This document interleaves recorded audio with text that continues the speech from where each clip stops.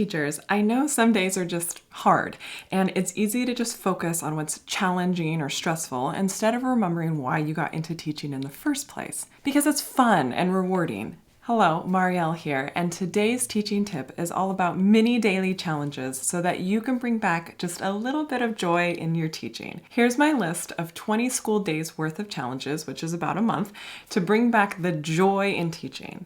And the best part about all of these is that they are minimal to zero prep and don't cost a thing. Perfect for busy teachers with limited resources. Be sure to stay until the end where I share a ridiculous story of how I messed with a colleague and she had no idea what was going on. Okay, let's jump right in. Number 1, take a fun class photo. I like having students pose or pretend like they're on a roller coaster, like they go wee, and when you take the picture, it's hilarious because their hands are like up in the air like they're in a roller coaster, and it's absolutely adorable. Number 2, write a cheesy joke on your board, because not all math puns are bad, just some. Number 3, play music while students are working, but throw in something surprising.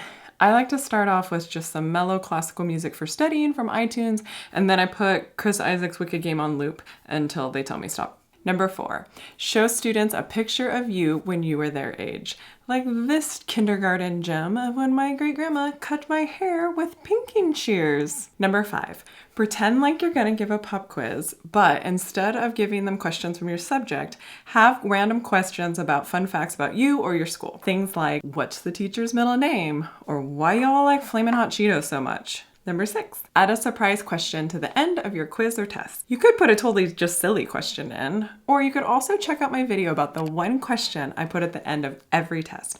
I'll put a link in the description box. Number 7, leave a positive note in your colleague's mailbox. They'll love hearing something encouraging from someone they work with and respect.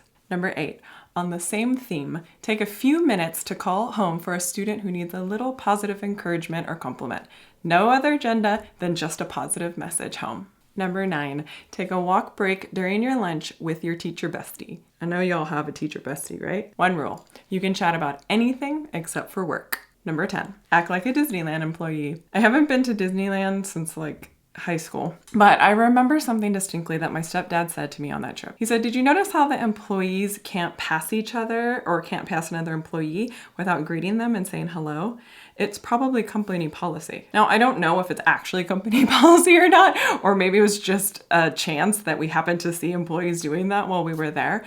But I really love that idea in terms of your company or your school. And when you pass a colleague or student for that matter, greet them and say hello. You're never too busy to say hello to somebody.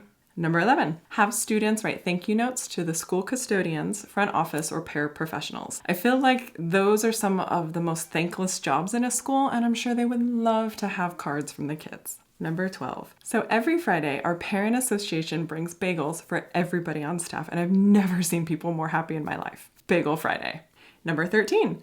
Look up one of your teachers from your past and send them a little thank you message of gratitude. Shout out to Mrs. Bailey. You were tough, but you love my little ceramic cat I made in your class. Number 14. Challenge your class to a game of Foursquare and play for real. Nothing is more gratifying than actually winning against a group of 6th graders or losing to a group of 3rd graders. Number 15, watch an inspirational video. There are a ton of TED Talks for teachers, but I'd also recommend Tabitha Brown's channel for inspirational messages. You have no idea how hard that sentence was to say.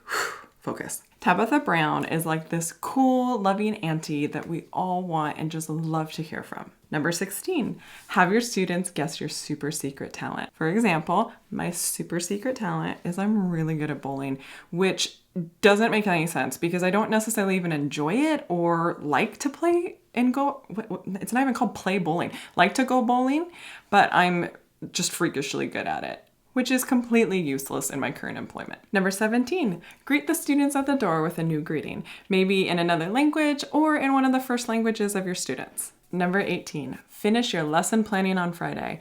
I know this one is hard, but believe me, you will love having a weekend to yourself without the planning hanging over your head. And bonus if you get your copies done too, because nobody is in the copy room on a Friday afternoon. It's the perfect time to get it done. Number 19, ask your students to recommend a book, movie, or TV show to you. They'll love being able to share an interest with their teacher, and you might actually get some good recommendations out of it. Number 20, round up some colleagues and be nice to the art department and see if they'll give you some poster boards and markers. Decorate the posters with encouraging words for students and line up at the carpool and cheer on the kids as they arrive for school. Super silly, but I guarantee it'll bring a smile to your and the kids' faces. Okay, comment below and tell me which ones I missed. I'd love to hear what fun challenges you've done at your school or with your colleagues to bring the joy back to teaching. All right, story time. So my 6th grade class a long time ago used to be positioned in a way where it was a walkway. So people used to always walk by my door or my windows as they were going to the office or the front of the school. And I noticed one time that this one teacher, whenever she walked by, was just like hyper focused, and she wouldn't get distracted by what was happening in the hallway or how loud my class may or may not have been.